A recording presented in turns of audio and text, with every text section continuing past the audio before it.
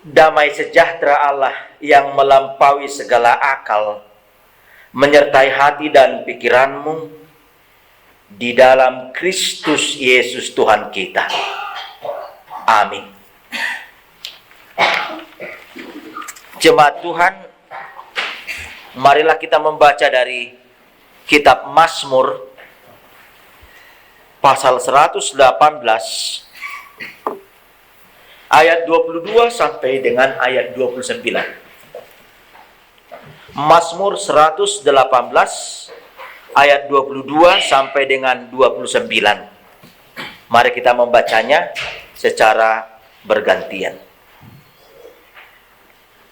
Nyanyian puji-pujian. Batu yang dibuang oleh tukang-tukang bangunan telah menjadi batu penjuru.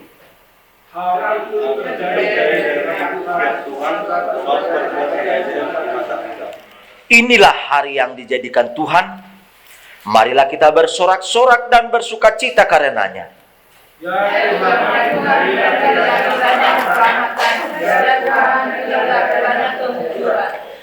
Diberkatilah dia yang datang dalam nama Tuhan. Kami memberkati kamu dari dalam rumah Tuhan.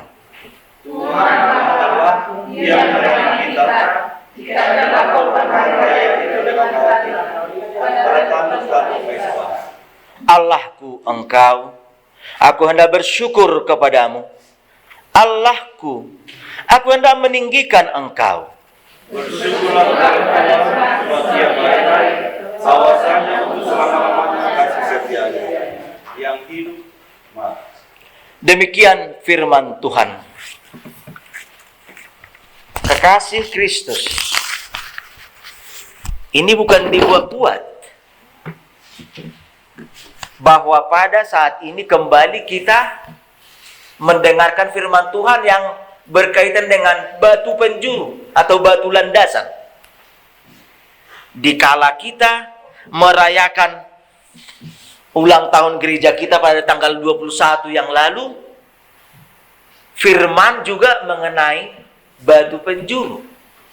Dikala kita pada hari ini secara umum di gereja HKBP merayakan 150 tahun HKBP, khotbahnya juga batu penjuru. Lalu apa yang mau dikatakan firman Tuhan kepada kita, khususnya jemaat Tuhan saat ini? Apa yang mau kita ambil hikmah daripada ketika kita merayakan 12th anniversary bulan Agustus yang lalu dan ulang tahun gereja KBP sekarang? Karena dua-duanya mengajak kita untuk hidup di dalam iman dengan didasarkan kepada batu penjuru yang hidup. Let your faith be built on rock. Berikanlah iman percayamu, hidupmu dibangun di atas batu karang. Lalu disambut dengan firman pada saat ini, Yesus Kristuslah batu penjuru yang hidup. Kekasih Kristus, Mazmur yang telah kita baca tadi adalah bagian daripada doksologi, puji-pujian, memuji nama Tuhan. Kata kunci yang kalau kita lihat tadi, kalau kita baca dari Mazmur 118, apa yang dikatakan di ayat yang terakhir adalah dimulai daripada ayat pertama. Saya akan buktikan. Di ayat 118 ayat 1 dikatakan demikian. Boleh Anda baca? Bersyukurlah kepada Tuhan sebab Ia baik. Bahwasanya untuk selama-lamanya kasih setianya. Lalu saya baca 118 ayat terakhir, ayat 29. Bersyukurlah kepada Tuhan sebab Ia baik. Bahwasanya untuk selama-lamanya kasih setianya. Mazmur ini adalah mazmur doksologi, mazmur puji-pujian. Artinya dari awal dimulai dengan puji-pujian dan diakhiri dengan puji-pujian. Kalau kita sebagai tubuh, maka akan dikatakan, kalau Paulus mengatakan, persembahkanlah tubuhmu sebagai ibadah yang hidup, ibadah yang sejati. Kalau dari rambut atau dari telapak kaki adalah hidup untuk memuji memuliakan Tuhan, sampai kepada ke ubun-ubun ini pun, ke rambut yang paling tertinggi ini pun, diajak untuk tetap memuji memuliakan nama Tuhan. Kekasih Kristus, memuji memuliakan nama Tuhan di dalam kehidupan.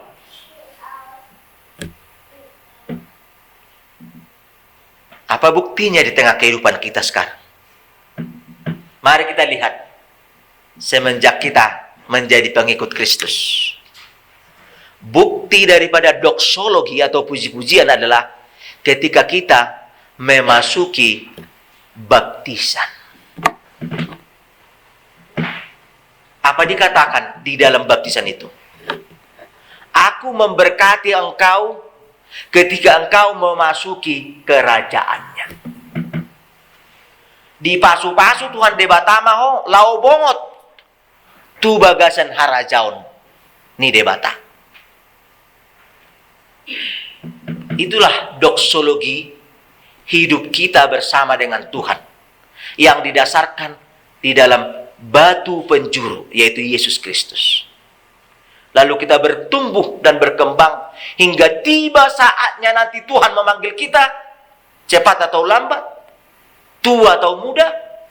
Lalu apa dikatakan ketika hamba Tuhan meletakkan tangan di atas kepala daripada orang yang meninggal? Di pasu-pasu Tuhan debatamaho lau ruar dot lau wongon. Tuhan memberkati engkau, masukmu dan keluarmu sampai selama-lamanya. Doksologi, puji-pujian. Jadi dimulai dengan puji-pujian dan diakhiri dengan puji-pujian. Demikian kiranya kehidupan kita menjadi doksologi. Dalam pertanyaan semalam kita sudah membahas persembahan yang terbaik. Sungguh mengingatkan kita bahwa hidup kita ini tidak ada apa-apanya. Hidup kita ini hanyalah semata-mata anugerah dan kemurahan Tuhan. Kalau dalam bahasa daerah dikatakan nadi ngok debata ado kita. Tuhan masih mengingat kita sehingga kita diberikan kesempatan. Perjalanan hidup ini menjadi bagian daripada penyertaan Tuhan. Dan hidup kita menjadi doksologi, puji-pujian bagi Tuhan. Kekasih Kristus. Demikian firman Tuhan yang telah meneguhkan kita pada saat ini. Sebagaimana topik yang telah kita baca pada saat ini. Menjadi batu yang hidup dalam bait Tuhan. Apa yang terjadi yang telah kita baca tadi dari epistel? Rasul Petrus dan kawan-kawannya diadili dengan mengatakan, kuasa apakah kau menyembuhkan orang ini? Kasih Kristus, dunia ini sering bertanya kepada kita, apa landasanmu? Apa kekuatanmu? Apa kemampuanmu? Lalu apa jawaban kita tentang kehidupan ini? Apakah kita mengatakan bahwa kekuatanku adalah diriku? Perlindunganku adalah ketika aku dapat mengandalkan kekuatanku. Dapat mengandalkan apa yang telah kuperoleh dalam kehidupan ini. Dapat mengandalkan keluarga besarku. Pertanyaan daripada firman Tuhan pada saat ini meneguhkan kita. Sebagaimana Petrus yang ditanya, yang diadili karena sudah di situ. Kalau dari segi legislatif sudah ada, eksekutif sudah ada, yudikatif sudah ada. Karena ya Sanhedrin, Hanas, Kayafas, semuanya sudah di sana. Tinggal lagi mengambil keputusan untuk menghukum Petrus dan kawan-kawan untuk dihukum mati. Tapi apa yang terjadi? Petrus hanya mengatakan, kuasa yang ada pada kami hanyalah di dalam nama Yesus. Kuasa yang menggetarkan, kuasa yang memampukan, kuasa yang hebat untuk dapat menyembuhkan orang ini. Pertanyaan tersebut sudah pernah dipertanyakan pada Yesus. Apakah kau melakukan itu dengan nama Beelzebul, yaitu penghulu setan? Kekasih Kristus, pertanyaan-pertanyaan seperti ini sering sekali mendera kita, sering sekali mencerca kita. Apalagi kita sudah masuk dalam ikatan-ikatan, jeratan-jeratan yang membebani kita, yang pasti adalah datang dari kita. Karena Tuhan tidak pernah menimbulkan sesuatu yang membuat kita terjatuh. Tuhan boleh jadi menguji kita, tetapi di dalam ujian itu kita diteguhkan, kita dimampukan. Kenapa Petrus mampu? Kenapa Yesus mampu? Yesus mengatakan, karena ini adalah kuasa dari Bapa. Dan Petrus, murid daripada Yesus yang telah dialihkan melalui kuasa Roh Kudus, memampukan Petrus dan murid-murid yang lain dan orang-orang yang lain, dan hingga pada saat ini melakukan kuasa-kuasa mujizat untuk mengatakan di dalam nama Yesus, engkau, kita, aku dapat menerima penyembuhan. Mungkin kita telah menerima kuasa-kuasa itu pada bulan ini, pada minggu ini, pada tahun ini. Mari kita diingatkan, pondasi yang manakah kita letakkan? Di dalam pondasi yang manakah kita terletak? Kekasih Kristus, marilah kita diletakkan di batu yang hidup, yaitu di dalam bait Tuhan. Di dalam bait Tuhan. Batu yang telah dibuang itu digambarkan kepada Yesus yang telah ditolak oleh orang-orang masyarakat pada saat itu. Tetapi justru batu yang dibuang itu, yaitu Yesus yang tidak ditolak itu, bahkan justru menjadi batu penjuru yang hidup. Batu yang kemudian dipakai. Batu itu adalah firman. Batu itu adalah kehidupan. Dan batu itu adalah sumber kekuatan, sumber keselamatan, sumber kehidupan kita. Kasih Kristus. Dengan mengambil tema inilah hari yang dijadikan Tuhan, marilah kita bersorak-sorak dan bersukacita karenanya. Kita diajak sebagai umat pengikut Kristus untuk menjadikan hari Tuhan. Hari Tuhan bukan hanya hari Minggu. Hari Tuhan bukannya hanya hari Sabat. Tetapi hari Tuhan di dalam hidup kita adalah hari-hari di mana Tuhan memberkati kita. Karena dikatakan tadi di Mazmur 118 ayat 18 ayat 25, ya Tuhan berilah kiranya keselamatan, ya Tuhan berilah kiranya kemujuran, diberkatilah dia yang datang dalam nama Tuhan, dan Tuhan kami memberkati kamu yang datang dalam rumah Tuhan. Hari Tuhan adalah di mana kita dimampukan untuk bersorak-sorak dan bersukacita karenanya. Kekasih Kristus, let your faith be built on rock. Menjadi kekuatan dan peneguhan bagi kita di tengah kehidupan kita. Biarkanlah imanmu dibangun di atas batu karang. Mungkin ini bukan gambar betulan, tetapi gambar yang sudah dimodifikasi.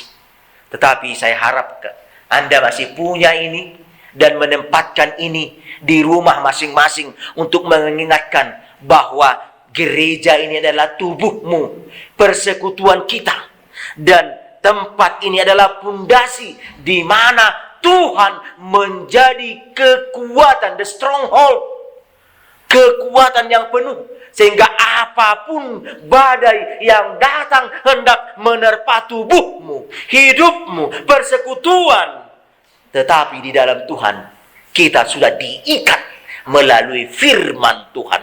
Dan biarlah Tuhan menjadi panji-panjimu, salib Kristus yang memenangkan, yang meneguhkan, yang mengokohkan dan menguatkan engkau, baik di dalam suka, baik di dalam duka, senang atau gembira, tertawa dan menangis. Arahkanlah pandanganmu, tubuhmu, persekutuanmu untuk menghadapi perjalanan hidupmu bersama dengan Kristus yang menjadi ingat susung sulodo di depan, ing madia mangun karso di tengah, tut wuri handayani di belakang, di dalam perjalanan hidupmu.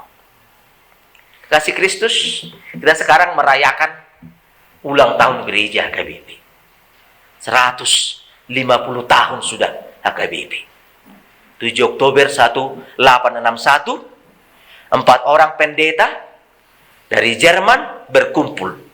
Yang pertama namanya Heine, yang kedua Klammer, yang ketiga Betz, yang keempat Van Asselt. Tetapi orang Batak tidak pernah menyebut namanya Van, tetapi P. Orang Batak tidak mampu menyebut Van, ya. Baru orang Batak yang di Amerika, yang di Colorado dapat menyebut Van, ya, karena sudah sering. Kalau di sana dulu Pan, ya. Makanya HKBP itu adalah sebutan daripada Heine, K. Klammer, B. Betz, V atau P. Panalsal dikatakan, tetapi nama aslinya adalah Van Asselt. Mereka berkumpul di Parausorat Sipilok, bersinode, keempat pendeta itu, lalu saat itulah disebut dengan berdirinya HKBP. HKBP 1861. Kalau kita masuk dalam sejarahnya, HKBP sama dengan ayat 25. Diberkatilah dia yang datang dalam nama Tuhan, kami memberkati kamu dalam rumah Tuhan. Kenapa? Seharusnya sending RMG, Rheinische Mission Gesellschaft, atau PEM, Vereinigte Evangelische Mission, WIM sekarang, United Evangelical Mission, berkedudukan di Jerman. Seharusnya mereka datang ke orang Dayak di Kalimantan. Aslinya pertama sekali mereka datang ke Kalimantan, tetapi mereka menolak. Mereka memulangkan itu penginjil yang datang ke Kalimantan. Justru tujuan daripada Jerman adalah ke Kalimantan, tapi Kalimantan menolak, orang Dayak menolak. Lalu kita menganalisa, mungkin inilah keterlambatan orang Dayak. 100 tahun. Baru sekitar 25 atau 50 tahun orang Dayak mungkin mulai berkembang. Kalau kita hari ini merayakan 150 tahun. Berkat Tuhan yang melimpah telah kita terima. Dengan batu penjuru yang dibuang, yang ditolak di Kalimantan, tetapi kemudian dipindahkan ke Tanah Batak. Dan memang Tanah Batak sendiri pun pada mulanya menolak. Tetapi firman Tuhan lebih berkuasa di Tanah Batak. Kendati para penginjil hendak dibunuh, dicirca, dihina, dan bahkan ada yang sudah dimakan seperti Munson dan Liman. Tetapi dikatakan darah orang martir adalah benih gereja. Kasih Kristus, mari kita lihat, jikalau kita memang sebagaimana HKBP apapun yang dihadapinya, persoalan apapun yang dialaminya, tetapi tetap masih meletakkan Yesus Kristus sebagai batu penjuru yang hidup, kapal itu tetap berjalan. Apa makna logo di atas? Yang bulat adalah dunia. Jadi bukan hanya sebatas circle dia, bukan hanya berkeliling-keliling, tetapi dunia. Ya. HKBP adalah kapal yang sampai sekarang masih dipakai Tuhan. Ini kapal ini, HKBP. Ya. Lalu simbol ini adalah dunia. HKBP membawa dunia orang percaya, yaitu jemaatnya, dalam perjalanan badai kehidupan.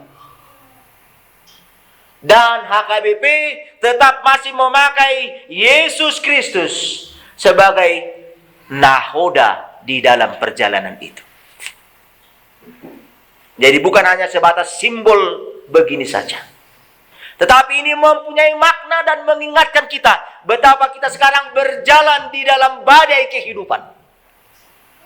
Tuhan masih memakai HKBP sebagai kapal. Dan Tuhan masih memberikan kesempatan kepada dunia ini. Belum dihancurkannya dunia ini. 2012 film kita dengarkan dan kita lihat. Itu aja kita lihat sudah. Adigama, itu horon ayat 2012 tahun narona Roma satu Amerika di Amerika udah perjulu sisigai ya. Tiada yang tahu. Itu hanya bagian daripada bagaimana produser hendak mengingatkan kita. Sedangkan begini saja kita sudah takut, apalagi akhir masa daripada dunia ini. Sedangkan begitu saja tsunami di Aceh sudah menelan korban dan dunia bergabung untuk menolong. Apalagi kalau sudah seluruh dunia. Dungo maham, berjaga dan berdoalah. HKBP menerapkan visi dan misi inklusif, dialogis, dan terbuka. Kita tidak gereja yang menutup diri. Anytime, setiap orang yang datang boleh bersama dengan kita beribadah, boleh bernyanyi dan bersaksi. Kita tidak boleh menutupi orang yang mau datang, asal di dalam nama Tuhan. Silahkan datang dan bernyanyi di sini. Itulah inklusif, bukan eksklusif. Tidak menutup diri. Dan melalui moto ini kita diingatkan juga menjadi jemaat yang terbuka. Bukan jemaat yang mengkotak-kotakan. Bukan jemaat yang memisah-misahkan. Tetap jemaat yang merangkul orang lain. Terlebih dahulu merangkul diri sendiri. Bersama merangkul. Sehingga kita menjadi inklusif. Sehingga kita menjadi jemaat yang dialogis. Dialogis berarti kita siap untuk berdebat. Tetapi tidak siap untuk berkelahi. Tidak siap untuk bermusuhan. Gereja HKBP harus menjadi yang dialogis. Kalau ada masalah, kalau ada sesuatu yang kurang jelas, kalau ada sesuatu pertanyaan, atau kalau ada sesuatu sakit hati, jangan hembuskan kepada orang. Tapi nyatakan di sini. Itulah dialogis. Kalau dihembuskan kepada orang, itu andialogis. Dan terbuka. Terbuka artinya dari segala penjuru kita bisa menerima, tetapi di dalam keterbukaan kita bukan buka-bukaan. Lain terbuka, lain buka-bukaan. Pegang. Tio manadiho. Unang arung nama buat tu palmi. Pegang apa yang ada padamu. Imanmu menyelamatkanmu. Let your faith be built on rock. Jangan kamu terima nanti dari orang, lalu itu kamu terapkan. Bukan. Terbuka berarti siap menerima, tetapi apa yang ada dalam diri kita. Mungkin kita akan retreat. Kita akan menerima beberapa penceramah yang mungkin mempunyai dogma yang berbeda. Kita harus siap menerima ini. Kita tidak boleh menutup diri. Kalian gereja karismatis, pentakostis. Tidak boleh. Kita harus siap terbuka. Tapi pegang apa yang ada dalam diri kita. Apa ajaran yang telah Tuhan tetapkan. Sola fide, sola gratia, sola scriptura. hanya karena iman, hanya karena kasih, dan hanya oleh karena firman Tuhan menjadi landasan, fondasi yang teguh bagi kita. Karena setiap pembicara pun belum tentu semua benar yang dikatakannya. Mungkin dia silap, mungkin dia salah, mungkin dia keliru. Bagaimana kita di dalam kehidupan ini? Mana yang baik kita tangkap, mana yang tidak baik, ya mungkin katakanlah lepaskan.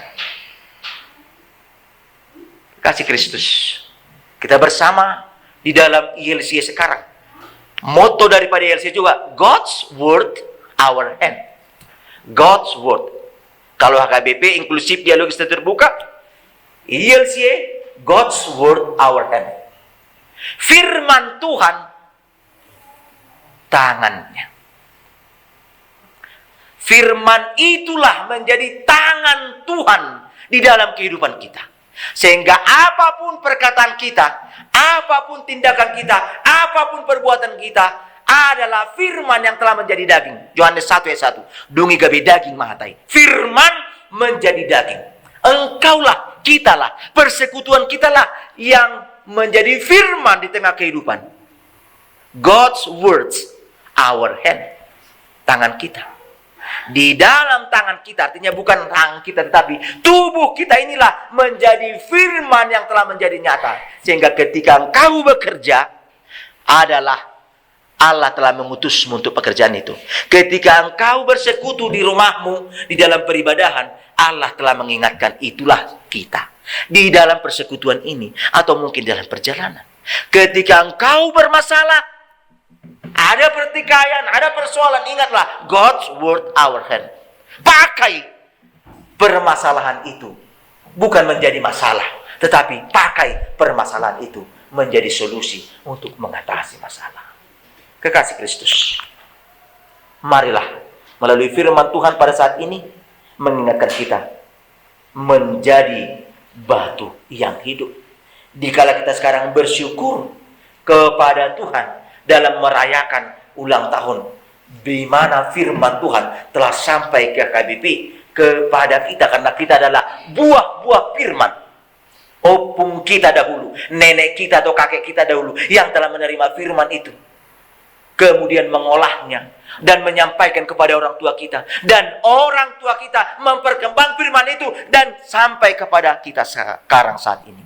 Sekarang bagaimanakah? Apakah firman yang telah diterima nenek kakek kita dahulu atau bapak ibu kita yang dulu itu masih tetap kita pertahankan? Kasih Kristus,